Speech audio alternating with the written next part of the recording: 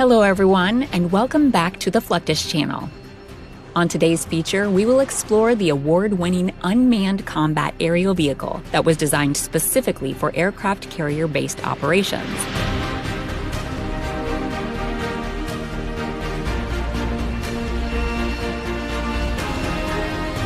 We will also get to know the men and women that play a significant role in the safe operation of the flight deck and the aircraft carrier as a whole.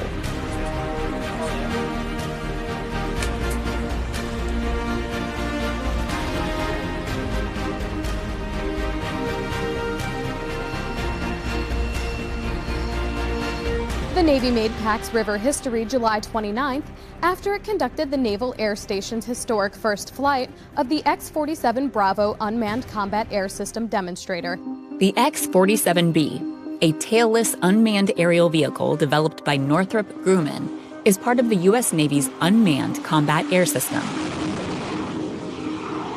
It made its debut flight in 2011. 3 years after its prototype was rolled out from the Air Force Plant 42 in Palmdale, California.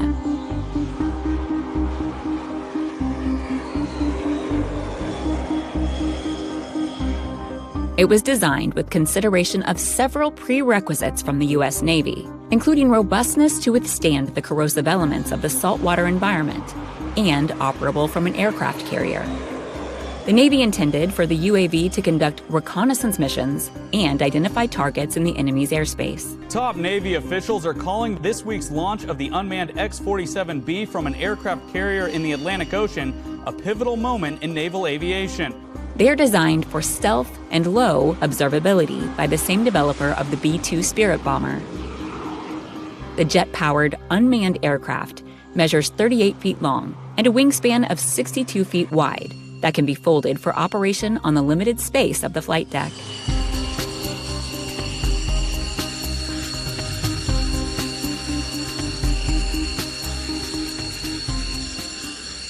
The remotely operated aircraft is powered by a Pratt & Whitney engine that enables it to travel up to 40,000 feet, reaching a high subsonic speed of about Mach 0.45.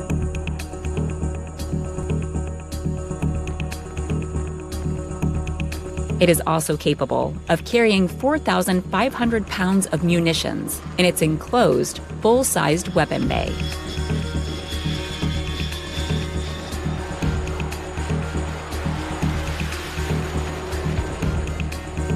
The computer-controlled UAV is fitted with an autonomous flight control system, navigated by a hybrid vision-based global positioning system.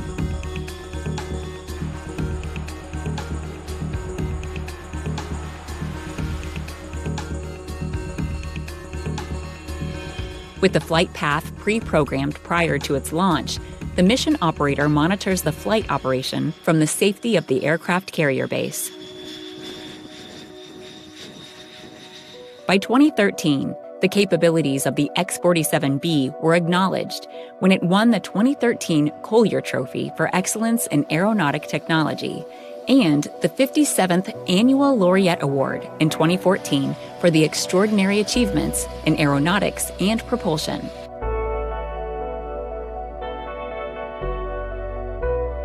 We're going to wait for approach and set up for the pace point. The credibility and capability of the X-47B went a step further in 2015 when it made aviation history as the first ever autonomous aerial refueling of an unmanned aircraft.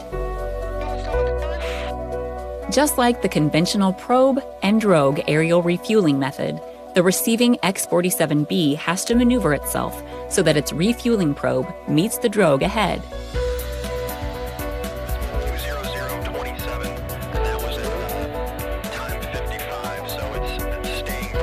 This momentous event unlocks the potentials of unmanned surveillance and reconnaissance systems that are much needed in the ever-changing warfare technology. The X-47B has indeed checked all the requirements of the U.S. Navy. It is robust, capable, and carrier operable. The X-47 will continue that evolution of naval aviation and nuclear-powered aircraft carriers. The aircraft carrier is the pillar of strength of aero-sea warfare of the U.S. Navy.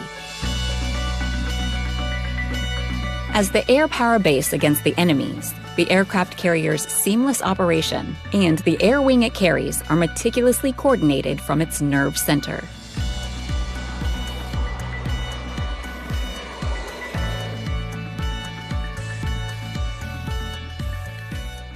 Known as the Island, the 150-foot superstructure that rose from the flight deck was pioneered in 1923.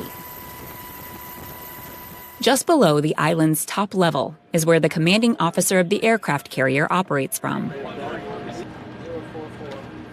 They are usually former Navy airplane pilots with personal understanding and experience of aircraft and flight deck operations. On top of one another almost. That's how I was. Indicate 135 RPM, sir. From what is known as the bridge, the commanding officer runs an army of skilled men and women to ensure the aircraft carrier remains safely afloat.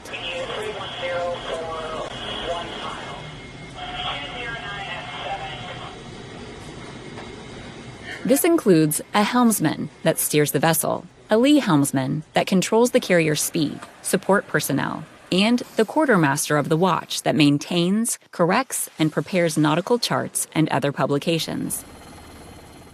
Carrier, strike group 10. Reporting. Just above the bridge is where the primary flight control, or PRI-FLY, is stationed.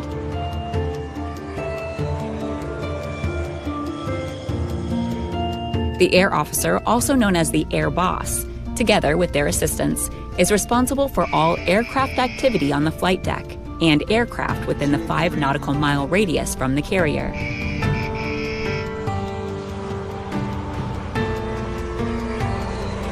With the panoramic view of the deck's operation and surrounding airspace, they ensure the aircraft are safely launched and recovered on the flight deck. Our primary mission here in PRI-FLY is to launch and recover aircraft. It's a team effort here on the Ronald Reagan to make sure that everybody is moving around on the flight deck safely. It's very rewarding. At the end of the day, you know that the only way that it was done is because of the people that are here on the ship and in PRI-FLY. The operation requires meticulous planning, coordination, and communication with the Carrier Air Traffic Control Center, located below the flight deck, and the landing signal officers at the end of the runway.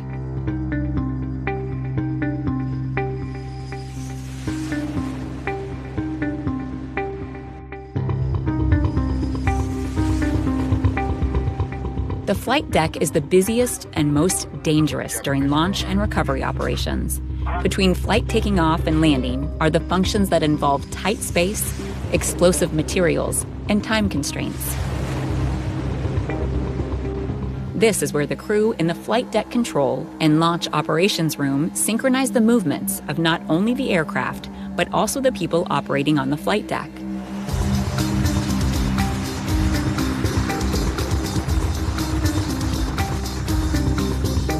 The Ouija board is one of the most critical tools in coordinating flight deck operations.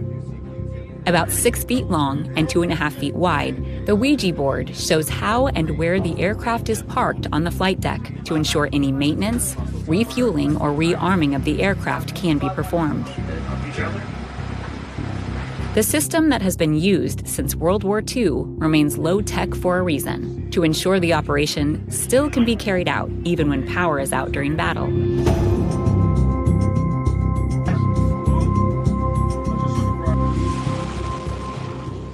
The warfare technology is constantly evolving, and the navies all over the world are trying to keep abreast with the latest, cost-effective, and most efficient. A computerized system enables a more accurate and effective operation, but at the end of the day, it is the human factor that plays a vital role in capitalizing on the technology at hand.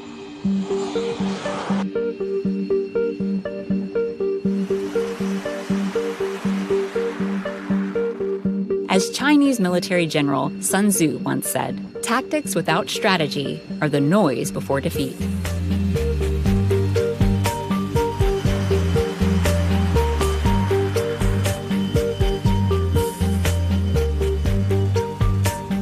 That's the end of this video. I hope you enjoyed it.